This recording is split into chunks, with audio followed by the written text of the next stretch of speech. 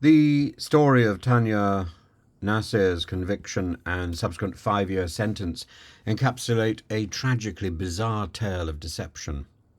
Through an astonishing web of lies, she's fabricated an entire career, falsely claiming to be a seasoned natal nurse, an army medic, a humanitarian worker.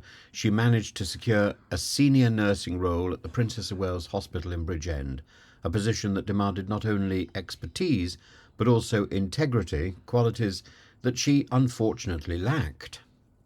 Nasir's deception began to unravel when a sharp-eyed matron noticed discrepancies in her qualifications, and the ensuing investigation revealed a host of fraudulent claims ranging from military service to academic credentials. Among her most audacious lies was her alleged experience as a combat medic in Afghanistan, which was ultimately discredited by the Ministry of Defence. In court, just an hour or so ago, Judge Richard Kember rightly condemned her actions, citing the potential risk she posed to vulnerable patients. Yet, curiously, no evidence suggested that any harm actually came to any of her patients during her tenure, likely because her role was largely administrative, and her case serves, nevertheless, as a sobering reminder of the resources and the trust wasted on individuals willing to manipulate their way into roles far beyond their competence. It's another instance of the sort of chaos that dogs the NHS, and so much time is wasted trying to sort of shut up nonsense rather than getting on with the real job. This, at least, was something which I think could have been dangerous, could have been a problem. It turns out not to have been, and maybe, given the fact that it didn't really cause any great harm, the sentence which she's given is quite excessive. But the same sort of determination to pursue cases through the law courts particularly follow those whistleblowers who are calling out serious problems and are simply silenced. The NHS turns to the law perhaps rather too rapidly.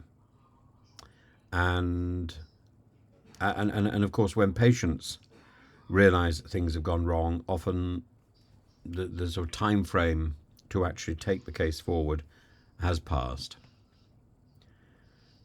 Nasir's defence argued that she had been a capable nurse during her employment, albeit with inflated credentials. Nevertheless, the jury was unconvinced, and rightly so, as Nasir's fabrications went beyond mere embellishment. From claiming to be a major in the Royal British Army to possessing fictitious qualifications in astrophysics, Nasir's lies weren't just unethical, they bordered on the ludicrous. This isn't somebody who I think was primarily criminal, this is somebody who is primarily mad. And the fallout from her actions has likely cast a shadow over the recruitment processes in healthcare settings, prompting even more stringent checks and safeguarding protocols. Sadly, this case is emblematic of the lengths to which some people will go to achieve recognition, even at the expense of honesty and public trust. But, it's quite extraordinary that two legal cases finished today, and both leave a taste of such unexpected sadness in the mouth.